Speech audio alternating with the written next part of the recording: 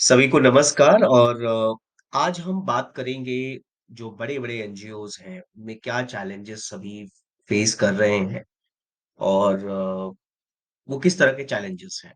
आज हम उस पे बात करेंगे और ये मेरे अनुभव, मेरे एक्सपीरियंस के आधार पे है जो मैंने देखा है, समझा है एनजीओ सेक्टर के अंदर। अ, उससे पहले आगे बढ़ने से पहले जैसा आप सबको पता होगा कि 24 मार्च को नोटिफ़िकेशन आ गया है एफसीआरए एक्सटेंशन के लिए, रिन्यूअल एक्सटेंशन के लिए। तो अभी वो 30 सितंबर 2023 तक एक्सटेंशन का रिन्यूअल जो है वो मिल चुका है। आप लोग उसको एमएचए की वेबसाइट पे जाके और उस नोटिफ़िकेशन को पढ़ सकते हैं। तो चलिए आगे बढ़ते हैं।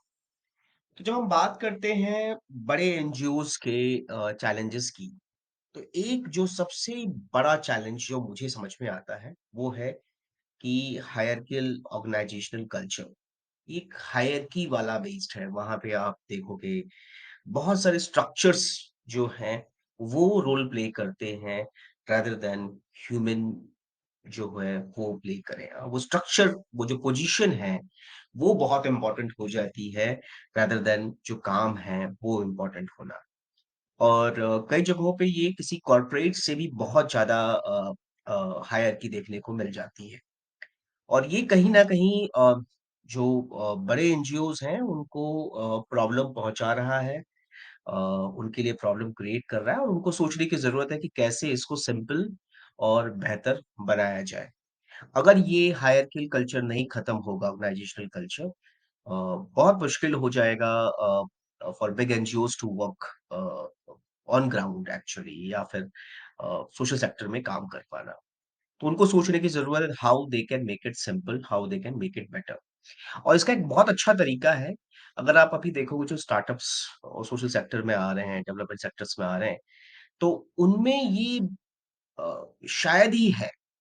उनमें टीम कल्चर जो है वो ज़्यादा है रादर दैन ऑर्गेनाइजेशनल की एक हायरार्की वाला जो है, उस कल्चर की अगर हम बात करते हैं तो। तो ये बड़े एनजीओज़ को सोचने की ज़रूरत है इसके ऊपर। आगे हम बढ़ते हैं, तो जो बड़े एनजीओज़ हैं, अगर आप देखोगे इनमें सिमिलर तरीके के प्रोग्राम्स चले आ रहे हैं। ये सालों से एक ही तरीके के प्रोग्राम्स कर रहे हैं, उनमें बहुत कम आपको ना नए आइडियाज़ देखने को मिलेंगे। जैसे मैं फिर से कहूँगा जो सोशल स्टार्टअप्स हैं या जो ऑर्गेनाइज़ेशन जो अभी यंग लोग, बहुत सारे यंग लोग रजिस्टर कर रहे हैं सोशल सेक्टर में, वो आप देखिए कहीं न कहीं नए आइडियाज़ लेके आ रहे हैं। जब हम बात करते हैं बड़े एनजीओज़ की, तो सिमिलर तरीके के प्रोग्राम हैं, सिमिलर डोमेन पे काम कर रहे हैं। कुछ नया देखने को नहीं मिल रहा है। तो उनको सोचना पड़ेगा कि how they can bring new ideas. वो जो प्रोग्राम्स हैं वो बहुत लार्ज स्केल के तो होते हैं, बट उनमें ऐसा कुछ नहीं होता कि वो बहुत ज़्यादा इम्पैक्ट डाल पाएँ या कुछ नया कर पाएँ। वो बहुत सारी ऐसी चीज़ें जो शायद वो आज से 15 साल, 20 साल पहले करते थे, आज भी वो वही कर रहे हैं। तो उनको कहीं न कहीं इस पे सोचने की ज़रूरत है। एक और बहुत इम्पोर्टेंट चीज़ है, अ, आप नया या इनोवेटिव तब करते हो जब आपका कहीं न कहीं एंटरप्रेन्योरियल माइंडसेट होता है। अभी जो बड़े एनजीओज़ हैं वो सेट हैं, सिस्टम्स हैं, सब कुछ है। तो वो उसी एक स्ट्रक्चर में ही चले जा रहे हैं। उसमें वैल्यू एडिशन कहीं दिख ही नहीं रहा है। वो एक कहा जाता है कि एक आपके अंदर एक हंगर जो है वो कुछ नया करने का वो मिसिंग कहीं न कहीं है। और अ, बहुत सारे बड़े-बड़े एनजीओ शायद जो हैं, या कुछ बड़े एनजीओज़ कह सकते हैं, इससे जूझ रहे होंगे और इसको समझ रहे होंगे कि वो हंगर कहीं न कहीं मिसिंग है, जो शायद एक एंटरप्रेन्योरियल माइंडसेट में होती है। तो अगर ये इस पे काम करें तो अपने को और भी बेहतर बना सकते हैं। फिर आते हैं ऑर्गेनाइजेशनल कल्चर की, एक और जो हम बात कर रहे हैं। एक हो गया हायरार्की वाला कल्चर, दूसरा है ऑर्गेनाइजेशनल कल्चर। बड़ी टीम्स होती हैं और इन ऑर्गेनाइजेशंस में बहुत सारे लोग बहुत सालों से काम कर रहे होते हैं। तो इसकी वजह से कहीं न कहीं ऑर्गेनाइजेशनल पॉलिटिक्स जो है वो डेवलप हो जाती है। और वो चाहे वो बड़ी ऑर्गेनाइजेशन हो, चाहे वो छोटी ऑर्गेनाइजेशन हो। किसी भी ऑर्गेनाइजेशन के लिए सबसे जो बड़ा खतरा होता है, वो होता है उस ऑर्गेनाइजेशन के अंदर ऑर्गेनाइजेशनल पॉलिटिक्स होने होने लगना। फिर क्या होता है कि आप काम को या कमिटमेंट को या इम्पैक्ट को कम मैनेज करते हो, आप लोगों को ही मैनेज करने में लगे रह जाते हो। या जो डिस्कशंस होते हैं या जो गॉसिप्स होते हैं, आप उसी को मैनेज करने में रह जाते हो। तो कहीं न कहीं बड़ी ऑर्गनाइज़ेशंस या इवन छोटी ऑर्गनाइज़ेशंस हो, उनको भी इस पे सोचने की ज़रूरत है और ये कोई बहुत स्ट्रक्चर्ड मीटिंग्स करके नहीं जाएगा। ये जो है सीनियर लीडरशिप से लेकर जो आपका प्यून है, जो आपका क्लर्क है, जो आपके रिसेप्शनिस्ट हैं, जो आपकी प्रोजेक्ट टीम है, जो फाइनेंस टीम है, हर एक को सोचना पड़ेगा कि ये ऑर्गनाइज़ेशन उनकी है और एक छोटा-सा पॉलिटिक्स उनकी ऑर्गनाइज़ेशन को डैमेज कर सकता है। तो ये उन्हें देखना पड़ेगा, मेरिट को जो है तवज्जो देनी पड़ेगी एंड मेरिट के आधार पे काम होना पड़ेगा और जहाँ पे लोग पीछे हैं, उनके लिए कैपेसिटी बिल्डिंग या बाकी चीज़ें ऑर्गेनाइज़ करनी होंगी और वो बहुत स्ट्रक्चर फॉर्म वाली नहीं। मुझे लगता है कि वो बहुत स्ट्रक्चर्ड फॉर्म वाली कैपेसिटी बिल्डिंग का समय अभी जा रहा है। आपको एक रेगुलर कैपेसिटी बिल्डिंग आप कैसे अपनी टीम के साथ बात करते हैं, आपकी टीम आपके साथ कैसे बात करती है और रेगुलर जैसे हम इनपुट्स देते हैं, जैसे हम सुबह उठ के स्प्राउट्स खाते हैं, उसी तरह ऑर्गेनाइजेशनल कल्चर को मजबूत करने के लिए रेगुलर एफर्ट्स चाहिए। किसी 4 दिन का या 1 हफ्ते का कोई कैपेसिटी बिल्डिंग या ट्रेनिंग प्रोग्राम कर दिया, शायद उससे नहीं होगा, जो कि बड़े-बड़े ऑर्गेनाइजेशंस अक्सर करते हैं। एक मैंने देखा है कि अ, टीम रिट्रीट या टीम मीटिंग्स होती हैं, वो साल भर में 1 बार होती है। मुझे लगता है कि उसको हफ्ते में 1 बार कर देना चाहिए। ज़रूरी नहीं कि आप किसी आउटिंग पे ही जाएँ, बट आपकी अपनी छोटी-छोटी टीम्स में कभी समोसे के साथ, कभी चाय के साथ, कभी इवन बिना किसी समोसे चाय के साथ इसको डेवलप किया जा सकता है। लोगों को खुशी हो कि वो ऑफ़िस आएँ, लोगों को खुशी हो कि एक-दूसरे से बात करें। ये कहीं न कहीं डेवलप करने की ज़रूरत है। काम तो चलता ही रहता है। एक और बहुत बड़ा चैलेंज मैंने देखा है कई जगहों पे कि जो लीडरशिप है वो कई सालों से एक ही व्यक्ति लीडर है। अब इमेजिन करिए किसी ऑर्गेनाइजेशन का सीईओ एक ही सीईओ जो है कई सालों से है। जो दूसरे टीम मेंबर्स हैं, उनकी ड्रीम्स का क्या होगा कि कोई सीईओ बनना चाहता है, कोई एग्जीक्यूटिव डायरेक्टर बनना चाहता है। वो उस ऑर्गेनाइजेशन में करते-करते रह जाएगा। उसको पता है कि जब तक सामने वाला बंदा नहीं हट जाएगा तब तक मैं नहीं बन सकता। मुझे लगता है कि एक जो बड़ी ऑर्गेनाइज़ेशंस हैं, इनमें जो सीनियर लीडरशिप है होनी चाहिए, जो सीईओ या एग्ज़ीक्यूटिव डायरेक्टर की पोज़ीशंस होनी चाहिए, that should not be more than 5 years. 5 years से ज़्यादा किसी को एक टर्म से ज़्यादा देना ही नहीं चाहिए। Give other people chance also. उससे क्या होगा कि नए आइडियाज़ आएँगे, इनोवेशन आएगा, एक नया थॉट प्रोसेस आएगा और लोगों को भी एक होप, एक अपॉर्च्युनिटी दिखेगी कि मैं इस ऑर्गेनाइजेशन में काम कर रहा हूँ, कर रही हूँ, तो मैं भी एक दिन सीईओ या एग्जीक्यूटिव डायरेक्टर बन सकता हूँ या बन सकती हूँ। वो होप होना बहुत ज़रूरी है और जो लोग सीईओ की पोज़ीशन पे या एग्जीक्यूटिव डायरेक्टर की पोज़ीशन पे बैठे हैं, उनको भी ये सोचने की ज़रूरत है कि I need to move to some other organisation, I need to move to some other initiative and see that how I can contribute to make this sector much better. इस ऑर्गेनाइजेशन मैंने 5 साल काम कर लिया, मैक्सिमम 2 मेरा मानना है कि 3 साल, साढ़े 3 साल पे आपको मूव कर जाना चाहिए। इससे ऑर्गेनाइजेशन भी बेहतर होती है और कहीं न कहीं जो हम बात कर रहे थे इससे पहले कल्चर की, वो कल्चर भी जो है रिफ्रेश रहता है, पॉलिटिक्स होने के चांसेस भी बहुत कम रहते हैं।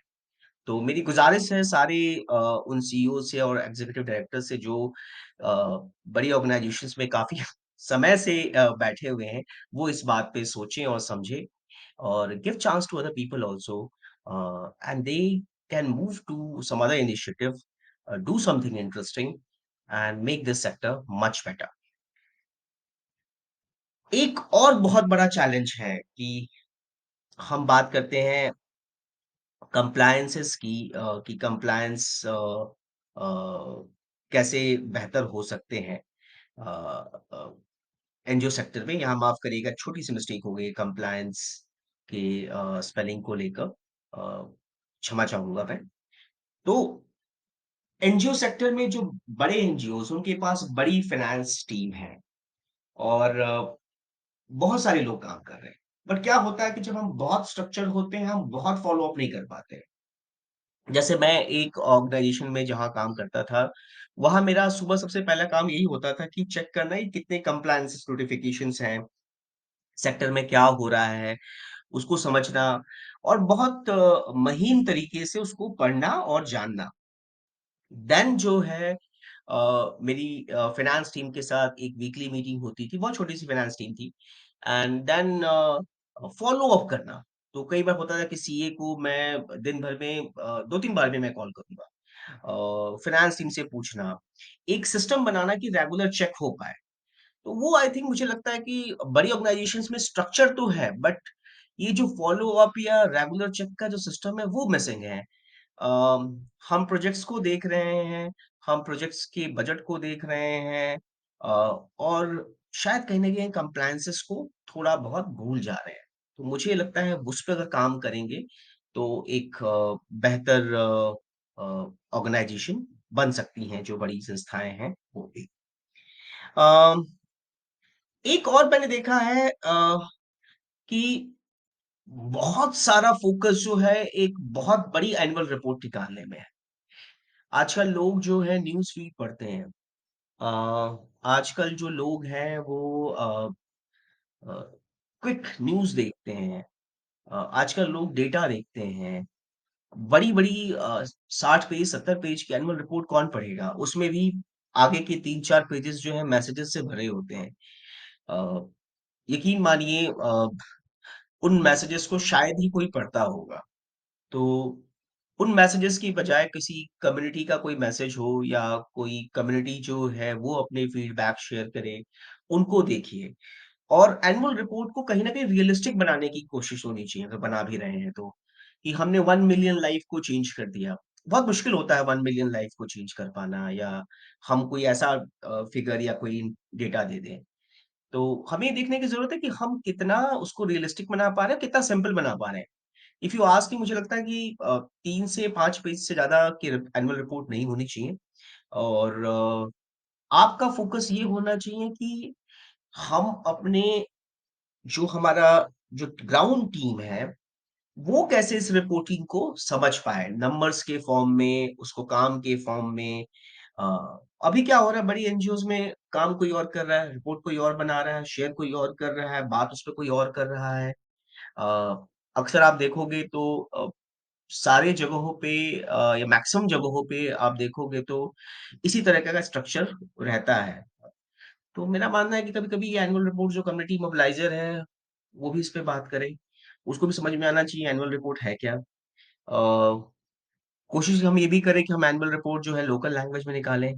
अगर हम किसी स्पेसिफिक स्टेट में काम कर रहे हैं सिर्फ़, तो वहाँ के लैंग्वेज में भी निकलना चाहिए। इंग्लिश और हिंदी पे भी हम निकाल सकते हैं।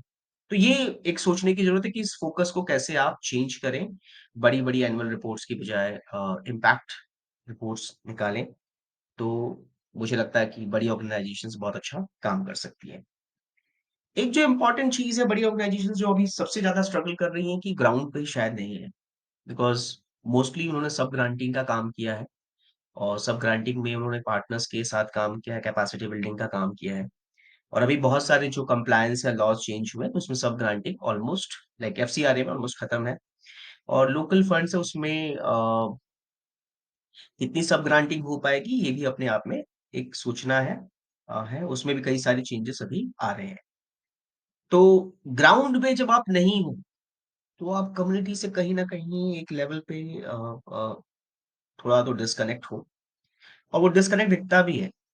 जिस तरह के जार्गन्स इस्तेमाल होते हैं अ, मुझे 14 साल हो गए काम करते हुए सेक्टर में और कई सारे ऑर्गनाइज़ेशंस में मैंने काम किया और मैं अक्सर मेरी यही प्रॉब्लम रही कि हम किसी चीज़ को सिंपल क्यों नहीं कह सकते, सिंपल वे में क्यों नहीं कह सकते हैं। हम बड़े-बड़े जार्गन्स का इस्तेमाल क्यों करते हैं। अ, मेरे लिए बहुत मायने ये रखता है कि हम कम्युनिटी के साथ कैसे इम्पैक्ट क्रिएट कर पा रहे हैं। हम जो है रिपोर्टिंग को कैसे सिंपल कर पा रहे हैं, हम ग्राउंड के चैलेंजेस को कैसे समझ पा रहे हैं, वो बहुत जानना ज़रूरी है। मुझे लगता है ये एक बहुत बड़ा एरिया है जहाँ पे सारी बड़ी ऑर्गनाइज़ेशंस को बैठ के सोचना पड़ेगा और देखना पड़ेगा कैसे वो अपनी ग्राउंड प्रेज़ेंस को और मजबूत कर पाएँ। बहुत सारे होंगे जो कर रहे होंगे, बट शायद और भी करने की ज़रूरत है। सो ये एक काफ़ी बड़ा चैलेंज दिखता है। अब कहीं न कहीं एक दिखता है कि विज़न जो है, उसमें भी कहीं न कहीं कमी दिखती है मुझे। विज़न है, शायद ऑर्गेनाइज़ेशनल विज़न है, बट जो लीडर्स हैं ऑर्गेनाइज़ेशन में अ, क्या उनका विज़न है? ये एक सवाल है मेरा उनसे। और वो जो भी बड़ी ऑर्गेनाइज़ेशंस के लीडर हैं, वो इस पे सोच सकते हैं। ये मेरे अपने ओपिनियन है, मेरा अपना व्यू है बेस्ड ऑन जो मैं देख रहा हूँ, जो मैं समझ पा रहा हूँ। और अगर आप मुझे लिखना चाहते हैं, तो Vinod the world at the rate Gmail dot com और ये मेरा ट्विटर है, इस पे आप मुझे फ़ॉलो अप कर सकते हैं। सो धन्यवाद। और मुझे लगता है कि हम अपने एनजीओ सेक्टर को और मजबूत और बेहतर बना सकते हैं। अ, उसके लिए हमें लर्न लर्न करने की ज़रूरत है और अनलर्न करने की ज़रूरत है। और इंडीड बड़े एनजीओज़ ने बहुत सारा इम्पैक्ट क्रिएट किया है, बट उनको और भी अभी बेहतर बनने की ज़रूरत है और ये मेरे सुझाव हैं। अगर ये इस पे काम करें, तो NGO sector, development sector, social sector एक बेहतर सेक्टर बन सकता है।